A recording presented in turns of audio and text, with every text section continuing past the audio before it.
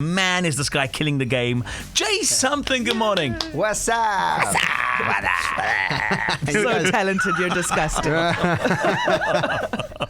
Listen, so many exciting things to talk about. Where do we begin? Well, let's start with the food side because we'll get to the music. But food, because this time of the morning, the stomach grumbles. You kind of, there's hunger pangs. Your love for food, and it's a family love for food, isn't it? It comes from your family. It's deeply rooted in my upbringing. My mom and my dad both were in the food industry. My mom owned a restaurant for nearly 20 years, and my dad ran food and beverage for 25 years. So, yeah. And a lot of Cape Townians are saying, listen, we know it's happening up north in terms of your new restaurant. When is one coming to Cape Town? How are things going, by the way, with that? Very soon, by the way. Good. I just thought I'd drop that in. Fantastic. Because we love to eat here. Yeah. Yes. And we love to spend money on food. I won't lie, though. Cape Town is probably the most intimidating place to ever think of opening a restaurant because I don't even know how restaurants survive here. Every building is a restaurant. It's crazy. But the restaurant's doing amazing. It's been open for 2 months. Yeah. And it's been nerve-wracking. It's been incredible. It's been all sorts. It's like a mixed emotion. It's like just been a mixed emotions of everything. And everybody wanted to be involved. I mean, the second that the world knew you were opening a restaurant, I mean, you must have had about 10,000 CVs. Yeah. You're actually not far off. Really? In one day. Yeah. It was mad. I actually felt bad because there was so many people, and then when you get so many people, how do you actually filter through that? Sure. So luckily we managed to filter, and also we managed to put those CVs to other human resource companies, which was cool. At least, hopefully, they've got a job somewhere else, How do you divide your day, though? I mean, because, listen, you love the kitchen, so you want to be at your restaurant as much as you can be. At the same time, you're making music, you're on the road a lot. Do you have set days where you've gone, okay, listen, I'm going to change it up. So not every Monday, but Mondays, Wednesdays, Fridays, I'll be more or less in my kitchen at the restaurant. And then these days, I'll build my traveling schedule around that. Or is it the other way around? I actually have no structure in my life whatsoever. There is not a day where I'm like, oh my God, it's Wednesday, it's mac and cheese day. No, it's like, there is no structure in my life. Literally, it's from literally like yesterday. Yeah. I mean, I woke up, I had to go to the restaurant to go and actually practice for Good Food and Wine Show, my last practice session. And then I had to go to a shoot for Casa, and then a shoot for Mercedes-Benz, like food. And then I had to go to rehearse, and then I had to go pack. And then it's like everything in one. Like sometimes I'll have a show, a demo, a photo shoot, a rehearsal, like whatever. It's just all in a radio interview. It's just all crazy. Get up early, go do a radio interview, go, and they're going to make me eat food early in the morning. Crazy. But I love what I do, man.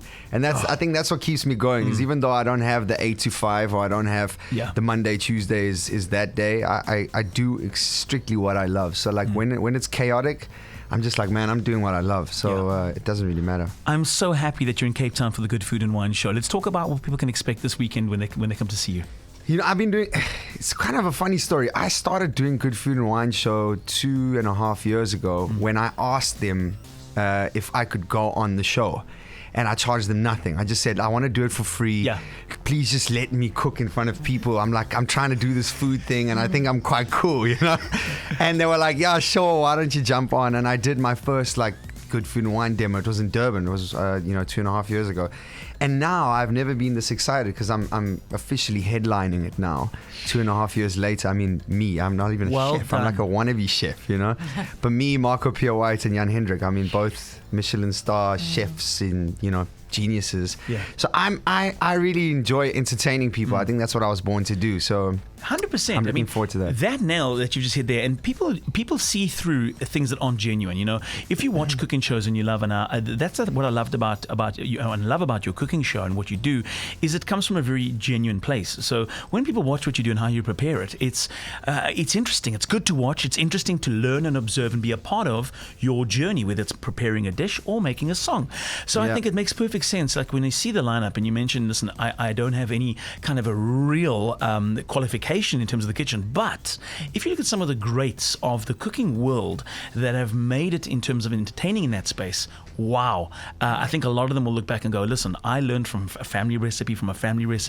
If you look at the likes of Jamie, how he brought that whole Italian flair. He realized that somewhere in his family you had these great Italian cooks, and he went back to find a host of these great Italians that carried a traditional line of recipes in their family. He brought them to life, and it was just incredible. And you've done exactly the same thing with your shows and with your style of cooking, which is amazing to watch. I'll tell you one thing, man. I've managed to, in the last couple of years, encounter some of the top chefs around the country, and I think one of the most important ingredients that they will all tell you is that love can't beat anything. You know, I think I've met so many miserable chefs as well, and I'm like, dude, why are you doing this? Like, your food tastes like your mood, you know? Like, so I'm all about, like, look, I may not know the Beauvoir and the penne and whatever it is, but I do know one thing. I grew up with a mother that is very passionate about cooking. She also didn't know anything about, you know, the terminologies, and that's what I learned. So,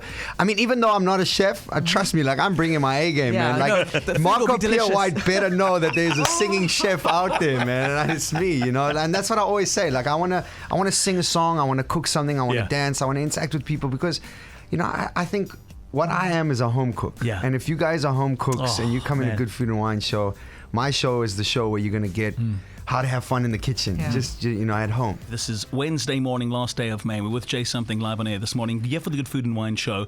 And besides that, also, I mean, you mentioned the Casa shoot as well. How are the band doing? How's the music coming along in between all and everything food? You're making music. Man, it's the best, man. It's incredible. You just played a song now, Don't Want to Be a Friend. And we've never really bragged about this, but I reckon that, like, bragging works nowadays. Yeah. But that's the most downloaded song in the history of South African music. Don't Want to Be a Friend. Well deserved. Well deserved. So if you Don't Want to Be a Friend fan, then thanks for making it. It doesn't equate to millions, but nonetheless, it is. Made a lot of people still happy. a stat. Yeah. 14 Rand 52. Yes, exactly. I shall buy you a Coke Light. Yeah, I'm in such a good space with the music and the band. You know, I really feel like for the fans out there, like, the first album that we made, we're busy working on a new project now, which is really exciting. And I won't lie to you, even like the previous project, it was kind of like going through the motions, just keeping the motion going. And then we went through like a rough patch as a band, the three of us, where we had to kind of like encounter a little bit of like a war zone between the three of us, and we got through that, luckily. It's a good thing. Yeah, it's so good, man. And now that we've gone to war, I feel like we're making the music that we were born to make. So we're releasing a new project in next month, the first single, which I'm really, really excited about. And I've got all the music on my phone, like, rough at the moment. Wow. So yeah, we're in a great space. We're doing like one of the biggest shows of our lives now in London at a venue called Skylar, which is coming up. Oh yeah. We're announcing that today, actually. So I wasn't supposed to say. So we got it first. I got carried away. So when are you in London? Was it June? Yeah, it's in August. August. So if you guys have any UK friends, then make sure that you're going to just miss it. I'm in London in July. Oh, damn. He's thinking, thank heavens, there were two comps I can scratch off the list. It's funny. I mean, it's fine. They're in South Africa most of the time. Yes. It's fine. Jay Something, listen, we as a Western Cape, we're really proud of you. A lot of people think that you spend a lot of time here. I mean, a lot of people are like, oh, Jay Something, he's Cape Townian, because you studied just up the road. I studied in Stellenbosch, and I mean, Casa has been so well received, you know. Yeah. And we always preach, like, we're nothing without people, and I think Cape Town has played such an integral role in making us feel like superstars. Yeah. Because this is the one place when you do a show here, you feel like a real superstar, man. People are like fanatics here for Mikasa. It's incredible. I love this guy on Insta. Love him on social media as well. We've got the same love passion for wristwatches. I know that I think you're an ambassador for Bell & Ross.